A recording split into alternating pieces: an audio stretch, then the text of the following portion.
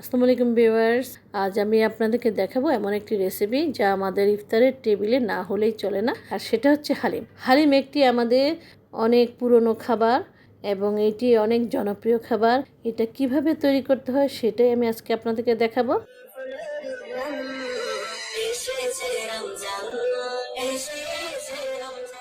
প্রথমে আমি হাড়সহ 1.5 কেজি গরুর মাংস নিয়েছি।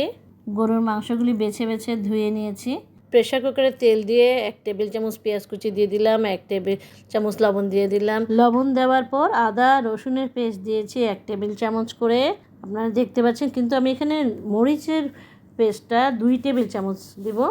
আর এখানে হলুদ দেবো আমি 1 চা চামচ। হলুদটা একটু কম দেবো, মরিচটা একটু বেশি দেবো। আমার মাংসটা যেন লাল হয় দেখতে, সেজন্য আমি মরিচের পেস্টটা একটু বেশি দেবো। পেস্ট দেওয়ার পর আমি গোস্তগুলি ঢেলে দিলাম। গোস্ত দিয়ে একটু কষাবো। তার আগে আমি গরম মশলার ফাঁকি আর জিরার ফাঁকি দিয়ে দিলাম। তারপর আমি পানি দিয়ে দিলাম 1 কাপ। এটা যেহেতু প্রেশার কুকারে দিব, আমি আর একটু পানি বেশি দিব। আবার আস্ত গরম মশলাটাও দিয়ে দিব আমি এখানে। তেজপাতা, এলাচ, দারচিনি এগুলো দিয়ে দিব। সব কিছু দেওয়ার পর প্রেশার কুকারের মুখটা ঢেকে দিব। আমি এখানে 6-7টা সিটি দেওয়ার পর মাংসটা নামিয়ে ফেলবো। অন্যদিকে আমি একটা বাটিতে আধা কাপ মাসকলাইর ডাল নিয়েছি। তারপর 1/4 কাপ সবগুলির ডাল নিব। প্রথমে মুগ ডাল দিলাম, বুটের ডাল দিলাম, তারপর পোলার চাল দিলাম 1/4 কাপ এবং সবশেষে 1/4 কাপ মসুরের ডাল দিব। দিয়ে আমি ডালগুলি ধুয়ে প্রেশার কুকারে বসিয়ে দিলাম। এখানে আমি 4 কাপ পানি দিব প্রেশার কুকারে। তার মধ্যে আমি 2 টেবিল চামচ লবণ দিলাম, হলুদ দিলাম 1 টেবিল চামচ, আদা রসুন দিলাম 1 টেবিল চামচ, তারপর জিরার ফাঁকি দিয়ে দিব, গরম মশলার ফাঁকি দিব। দিয়ে নাড়াচাড়া করে ভালো করে আমি প্রেশার কুকারের মুখটা ঢেকে দেব। এখানে আমার 3টা সিটি বাজার পর আমি তারপর নামাবো। অন্যদিকে আমি লুচির মিশ্রণটা করে নিব। 1.5 কাপ ময়দা দিয়েছি, 1 চা চামচ লবণ দিলাম, তেল দিলাম 1 টেবিল চামচ। দিয়ে আমি এটা মেখে নিব। অল্প অল্প করে পানি দিতে হবে আমাকে।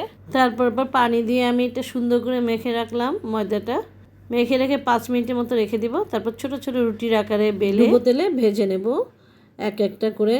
লুচিটা যখন আমার গোল্ডেন কালার হবে তখন আমি নামিয়ে ফেলবো। এই যে গোল্ডেন কালার হলো, আমি নামিয়ে ফেললাম। অপরদিকে আমার ডাল ও মাংসটা সিদ্ধ হয়ে গেছে।